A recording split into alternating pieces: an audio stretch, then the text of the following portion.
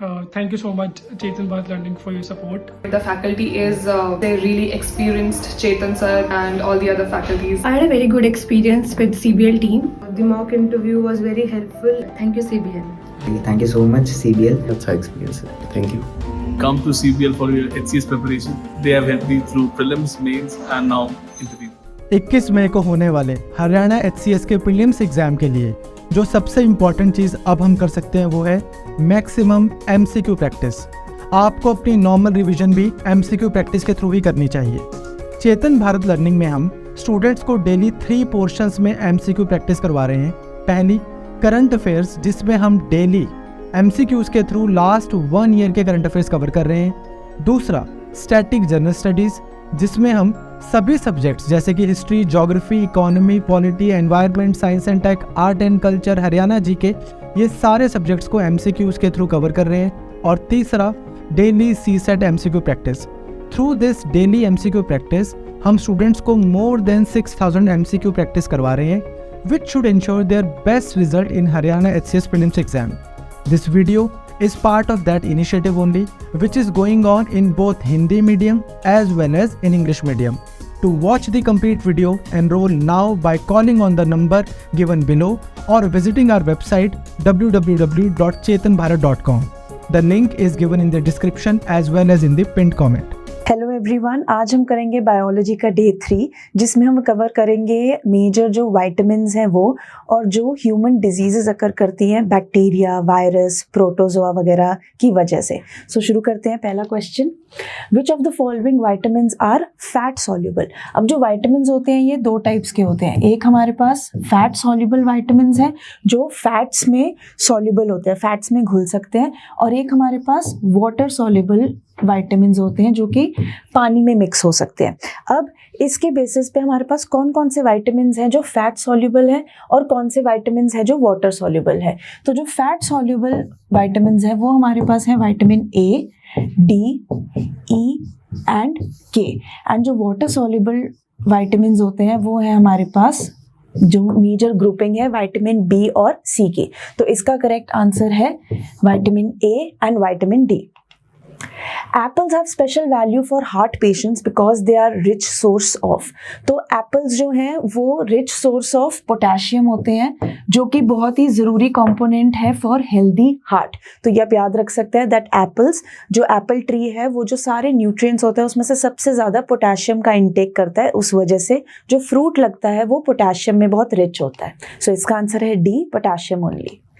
Next, regular intake of fresh fruits and vegetables is recommended in the diet since they are a good source of antioxidants. How do antioxidants help a person maintain health and promote longevity? अब antioxidants क्या होते हैं? Actually body में ना हमारे chemical reactions जो होते हैं कि कोई भी हमने फूड इंटेक किया हुआ है उसको एनर्जी में कन्वर्ट किया जा रहा है, तो उसके लिए केमिकल रिएक्शन हो रहा है। तो वो जो केमिकल रिएक्शन है वो जो एक फ्री रेडिकल्स होते हैं, एक कंपोनेंट होते हैं हमारे बॉडी में, वो रिलीज करते हैं। और ये जो फ्री रेडिकल्स होते हैं ना ये बॉडी में हमारे फ्रीली घूम रहे होते हैं जो हमारे बाकी बॉडी के सेल्स के साथ रिएक्ट कर सकते हैं, और उस वजह से जो सेल्स हैं वो डैमेज हो जाते हैं हमारी बॉडी के, and slowly they die also. तो उससे क्या होता है कि जो हमारी स्किन है, हमारी हेल्थ है, वो डिटेरियोरेट करनी शुरू हो जाती है। अब ये जो एंटीऑक्सीडेंट्स होते हैं इनके पास ना एक्स्ट्रा इलेक्ट्रॉन्स होते हैं।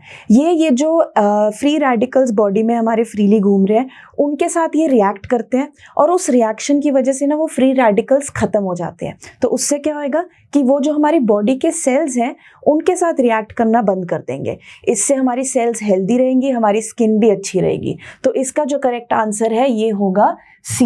दे neutralise the free radicals produced in the body during metabolism. So the correct answer is C। Next question, which of the following vitamins is helpful for healing of a wound? इसमें से कौन सा vitamin is essential for healing of wound? कोई चोट लगी हो तो उसके लिए कौन सा विटामिन है जो essential है? इसका आंसर है विटामिन C। अब वो कैसे? विटामिन C डायरेक्टली वुंड को हील नहीं करेगा, पर vitamin C is very important for our skin. And अगर आपकी स्किन हेल्दी और स्किन अच्छी है तो उससे कोई भी अगर आपके चोट लग रही है उसकी बहुत जल्दी हीलिंग हो जाएगी। Hence vitamin C is the answer. In human body vitamin A is stored where? तो हमारी जो ह्यूमन बॉडी में विटामिन ए है वो स्टोर होता है लिवर के अंदर। हमने कल वाले सेशन में, कल या परसों वाले सेशन में रेटिनॉल के बारे में पढ़ा था, जो विटामिन ए का एक सोर्स होता है, तो वो लिवर के अंदर स्टोर किया जाता है। सो the correct answer is a. Next, assertion and reason वाला क्वेश्चन है, if somebody stops taking green vegetables he will suffer from night blindness। Reason क्या है? he will suffer from vitamin A deficiency। अब जो green vegetables हैं ये they are a very good source of vitamin A, but it is not just green vegetables जो अच्छा source होती है। हमारे पास कैरेट्स भी हैं और भी बहुत सारी अदर वेजिटेबल्स हैं जो विटामिन ए का एक अच्छा सोर्स होती है। तो of course vitamin A deficiency हो सकती है उसको, पर नेसेसरी नहीं है कि ग्रीन वेजिटेबल्स अगर उसने खानी बंद कर दी तो उसको नाइट ब्लाइंडनेस होएगी। नाइट ब्लाइंडनेस क्या होती है? It is a deficiency disease जो विटामिन ए की कमी हो अगर बॉडी में तो किसी पर्सन को हो सकती है। पर अगर वो बाकी और कोई वेजिटेबल्स भी खा रहा है तो ज़रूरी नहीं है कि नाइट ब्लाइंडनेस उसको होएगी। सो इसका करेक्ट आंसर क्या होगा? That A is false but R is true, कि विटामिन ए डेफिशिएंसी हो सकती है पर इतनी सिवियर नहीं होगी क्योंकि वो बाकी वेजिटेबल्स तो खा रहा है। It is just the green vegetables that the person is not having. आगे चलते हैं। Cow milk is yellow in colour due to the presence of what? So हमारे पास ऑप्शंस है casein, lactose, carotene together with casein, butyric acid together with lactose. अब milk के अंदर ना दो जो मेन कंपोनेंट्स होते हैं वो होते हैं कैरेटिन और केसीन। इसमें जो केसीन है ये जो मिल्क है उसको वाइट कलर देता है, वेयर एज जो कैरेटिन होता है वो मिल्क को येलोइश कलर देता है। तो अगर आप कभी बफलो का, भैंस का दूध देखोगे और गाय का दूध देखोगे तो जो गाय का दूध है वो येलोइश होता है कंपेयर टू जो बफलो मिल्क है। वो क्यों? क्योंकि बफलो मिल्क में जो कैरेटिन है वो नहीं होता, केसीन उसमें भी होता है क्योंकि वो वाइट कलर देता है, पर काउ मिल्क में it is both keratin and casein. Next question, mother's milk provides almost complete diet to the newborn but it lacks the following। हमने कल किया था कि मदर का जो पहला मिल्क होता है कोलेस्ट्रम वो बहुत ही अच्छा माना जाता है बेबी के लिए and it is recommended that the baby feeds on that milk. क्यों? क्योंकि उसके अंदर नेचुरल एंटीबॉडीज़ वगैरह होती हैं जो कि पैसिव इम्यूनिटी देती है बेबी को। पर इसमें से आयरन इज समथिंग जो उस मिल्क में, मदर्स मिल्क में प्रेजेंट नहीं होता है, तो इसका करेक्ट आंसर है A, iron. Next question, consider the following statements. Fatty acids should be a part of human diet. A normal diet should contain 75 grams of fats. The cells of human body cannot synthesize any fatty acids. Deficiency diseases develop due to the absence of essential fatty acids। अब इसमें से हमारे पास जो third statement है, the cells of human body cannot synthesize any fatty acids, ये incorrect है। क्यों?